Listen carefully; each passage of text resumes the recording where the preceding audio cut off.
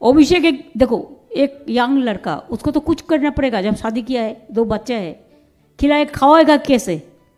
कुछ तो करना है। घर में बैठने से तो खाना नहीं मिलेगा।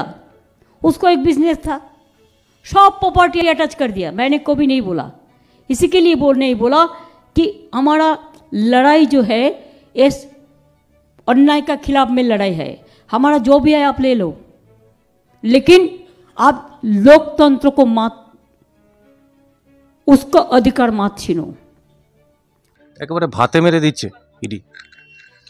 দেখুন, উনি শেষ লাইনটা বলছেন লোকতন্ত্রকে মানো, কিন্তু উনি যা যা বক্তব্য রাখলেন সারা পশ্চিমবঙ্গ বুঝতেই পারলেন যে উনি লোকতন্ত্রের গোষ্ঠী তুষ্টি করে বালকতন্ত্রের কথাই বলতে চাইছেন। লোক আর বালকের মধ্যে তফাৎ থাকে, কারণ তিনি ওরিড হয়ে বালকের কথা বললেন, ওনার বাড়ির একজন বালকের কথা বললেন যার নাম অভিষেক বন্দ্যোপাধ্যায়। কারুর সম্পত্তি তো যে কেউ অ্যাটাচ করতে পারে না এইভাবে, যদি না কোনো কঠিন অভিযোগ থাকে এবং যার বিরুদ্ধে অভিযোগ তার লয়ারও দাঁড়ায়। শুধু একটা কোর্টে নয়, হাইকোর্টে সিঙ্গল বেঞ্চ, তারপর সে যেতে পারে ডাবল বেঞ্চ, তারপর যেতে পারে সুপ্রিম কোর্ট। তারপরেও কিন্তু সম্পত্তি অ্যাটাচ করা হয়েছে, অর্থাৎ রোজগারের যা উৎস সেই সম্পর্কে স্বচ্ছ তথ্য তদন্ত করতে গিয়ে যা কোর্টের নির্দেশে তদন্ত চলছে সেখানে পাওয়া যাচ্ছে না।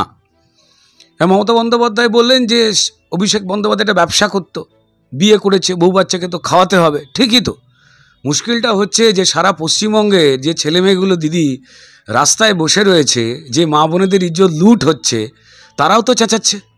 কই আপনার মুখ থেকে তো একবার তাদের জন্য কোনো কিছু বেরোয় না। আপনার বাড়ির বা আপনার পরিবারের যারাই রয়েছে, ভাইপো ভাইচি, আমি শুধু অভিষেক বন্দ্যোপাধ্যায়ের কথা বলছি না, এতই গরিব আপনার ভাইপো, তিনি রাস্তার ওপরে 50-60 কোটি টাকার বাড়ি বানিয়েছেন। তো বলুন না সেই বাড়ি বেচে দিতে। যার বউ বাচ্চাকে খাওয়াবার জন্য কোম্পানি বন্ধ হয়, তাহলে আপনি স্বীকার করে নিলেন যে অভিষেক বন্দ্যোপাধ্যায় যত না বেশি একজন রাজনৈতিক মানুষ, তার থেকে আসলে উনি একজন ব্যবসায়ী। তা ব্যবসায়িক ক্ষেত্রে গন্ডগোল ধরা পড়েছে, সেই জন্য অ্যাটাচ হয়েছে। আর আপনার দলে তো প্রচুর টাকা, সেই টাকা থেকে ওনার একটা ভাতার বন্দোবস্ত করে দিন। বা সম্মানীয় অভিজিৎ গাঙ্গুলি একটা ইন্টারেস্টিং কথা বলেছেন যে আপনারা তো চাকরি বিক্রি করেন 5 লাখ 10 লাখ 15 লাখ দিয়ে, তো চাকরি তো আপনাদের হাতের মোয়া। যারা তৃণমূল করে তারাই তো চাকরি পায়। এই মহামান্য ব্যর্থ বসু, শিক্ষা মন্ত্রী ব্রাত্য বসু, সেও তো হলুদ পাঞ্জাবি পরে বলেছিল তৃণমূল কি করে চাকরি পাবে, বলবো না, ব্যর্থই তো উনি। রোজ সকাল বিকেল মিথ্যে কথা বলছেন, এডুকেশনটাকে এই জায়গায় নামিয়ে নিয়ে এসছেন, তা ব্যর্থ বসু বলবো না? যাকে যা সম্মান দেওয়া উচিত সেটাই তো দেওয়া উচিত, তাকে তো অসম্মান করা উচিত নয়। তিনি ব্যর্থ বসু, ব্যর্থ খারাপ নাকি? ব্রাত্য নামের মানেটা দেখুন, ব্রাত্য মানে দুয়ো, তা আমি তার জায়গায় অনেক সম্মানের নাম বলেছি। ব্যর্থ বসু যিনি কত শূন্য পদ সেই নিয়ে প্রত্যেকবার চেয়ারে বসেন, বসে বসে অদ্ভুত অদ্ভুত তথ্য দেন, আজকের তথ্যের সঙ্গে কালকে মেলে না। আবার চাকরি দেওয়ার নাম করে কুণাল ঘোষের দালালিতে কিছু অংশের ছেলে মেয়েকে তাদের মাথা খেয়ে তাদেরকে জোর করে নিয়ে এসে একটা মিটিং খেলা করলেন, চা ফা খাইয়ে বাড়ি পাঠিয়ে দেন। এই তো হয়। তো যাই হোক না কেন, তৃণমূলের কাছে তো প্রচুর চাকরি আছে, প্রচুর সিন্ডিকেট আছে, তা সেইখানে আপনি আপনার ভাইপো ভাইজিকে কাজে লাগিয়ে দিন না কেন? লোকতন্ত্রের কথা বলছেন, বালকদের পাশে দাঁড়াচ্ছেন যারা বিভিন্ন রকম অভিযোগে অভিযুক্ত। একজন সম্মানীয় মুখ্যমন্ত্রী হিসেবে আপনি যে আসলে পরিবারবাদ ছাড়া অন্য কিছু বোঝেন না। পশ্চিমবঙ্গের যে ছেলেমেয়েগুলো আপনার ভাইপো ভাইজিদের বয়সী, যারা রাস্তায় বসে রয়েছে মধ্যবিত্ত এবং গরিব বাড়ির, যারা পড়াশোনা করে মন দিয়ে পরীক্ষা দেওয়ার পরেও তাদের চাকরি আপনারই দলের লোকেরা লুট করেছে এবং আপনি পুলিশ মন্ত্রী মুখ্যমন্ত্রী হিসেবে তাদের গ্রেপ্তার করেননি, তার পরিবারদের তো রাস্তায় গিয়ে দাঁড়ানোই উচিত। কিংবা বাড়ি বেচে দিন না, বাড়ি বেচে দিতে বলুন, কোনো অসুবিধা তো নেই। আমাদেরও তো অভাব পড়লে আমরা অনেক কিছু বেচি। 50-60 কোটি টাকার বাড়ি, আমি বলছি না, লোকের চোখ বলছে, সবার প্রমাণ বলছে। এত দামি বাড়ি, সেটা ঘিরে থাকে সারাক্ষণ 100-র ওপরে পুলিশ, কি আছে ওই বাড়িতে কেউ জানে না। তো যাই হোক, আমি চাই যে আপনার দরিদ্র ভাইপো অভিষেক বন্দ্যোপাধ্যায়, তার বিরুদ্ধে ওটা বিভিন্ন রকম যে অভিযোগ, সেই অভিযোগগুলোকে বিচার পদ্ধতির মাধ্যমে, প্রমাণের মাধ্যমে নস্যাৎ করে বেরিয়ে আসুন। তো তারপর নিশ্চয়ই সারা পশ্চিমবঙ্গবাসী ওনার জন্য অন্তত টিউশনি গোছেরও কোনো চাকরি দেখে দিতে পারবে, উনি না খেয়ে মরবেন না। দাদা আমি বলছি, আমার আপনার কিংবা আমাদের যে দর্শকরা দেখছেন এই মুহূর্তে, তাদের সম্পত্তি তো ইডি অ্যাটাচমেন্ট করছে না, কেন বেছে বেছে অভিষেক বন্দ্যোপাধ্যায়? দেখুন, সেটা হচ্ছে কোর্টের নির্দেশে যে মামলাগুলো চলছে। আবার এসে বলছি যে মমতা বন্দ্যোপাধ্যায়ের ওই অভিজিৎ গাঙ্গুলি বিচারকের আসন থেকে স্বেচ্ছা অবসর নেওয়ার পর যখন ভারতীয় জনতা পার্টিতে জয়েন করলেন, তারপর তারা মিথ্যে প্রচার করতে শুরু করলেন যে আচ্ছা, তার মানে এতদিন ধরে তিনি যা যা রায় দিয়েছেন তা বিজেপির সুবিধের জন্য। এবং অভিজিৎ গাঙ্গুলি একটা চমৎকার উত্তর দিয়েছেন, এবং প্রত্যেক মানুষও জানেন যে কোনো বিচারকের রায় যদি আপনার পছন্দ না হয়, সেক্ষেত্রে কোর্টে আপনার পক্ষের উকিল দাঁড়িয়েও প্রমাণ দিচ্ছে।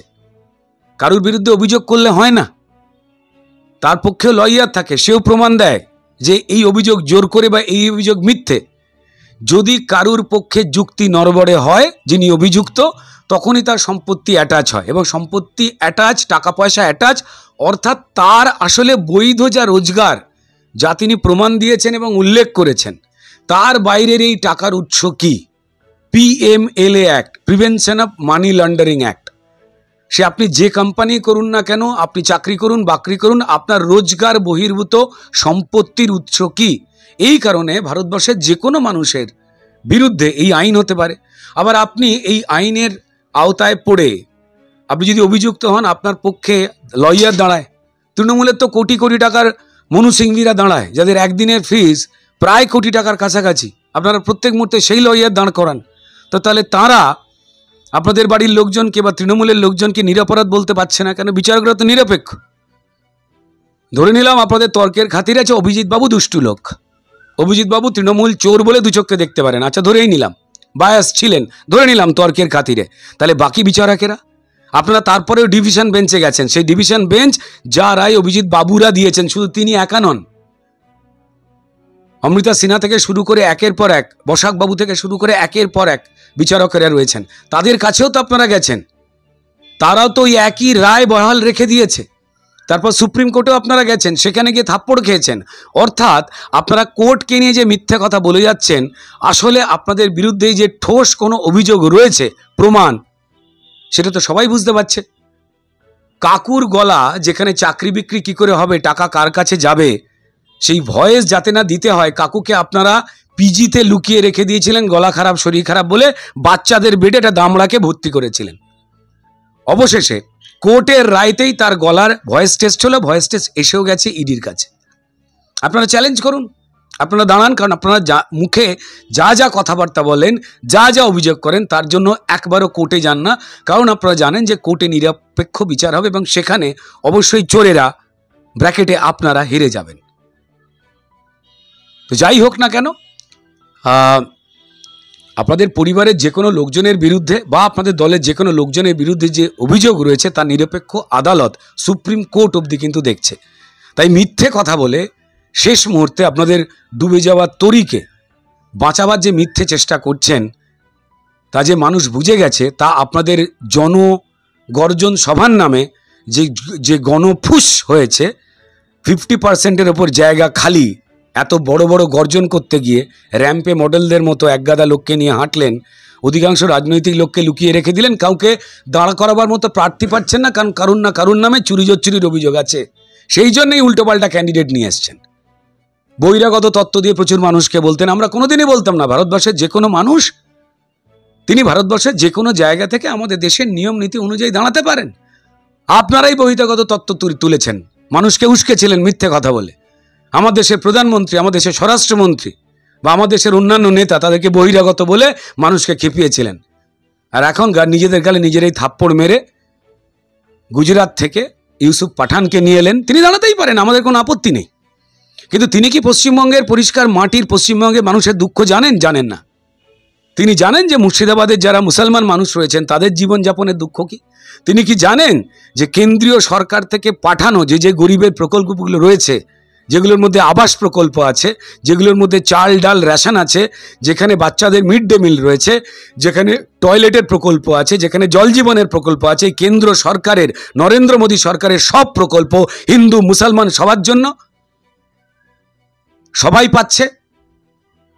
আর যদি কোনো কিছু চুরি হয়ে গিয়ে থাকে, তাই তৃণমূল হিন্দুরও চুরি করেছে খাবার, হিন্দুরও বাড়ি চুরি করেছে, মুসলমানেরও বাড়ি চুরি করেছে। আপনারা নিয়ে দাঁড় করালেন ইউসুফ পাঠান ভদ্রলোককে। তিনি জানেনই না পশ্চিমবঙ্গের এই চোর সম্পর্কে, জানি না উনি আর আসবে কিনা। বিক্ষোভ শুরু হয়ে গেছে আপনাদের দলের মধ্যে।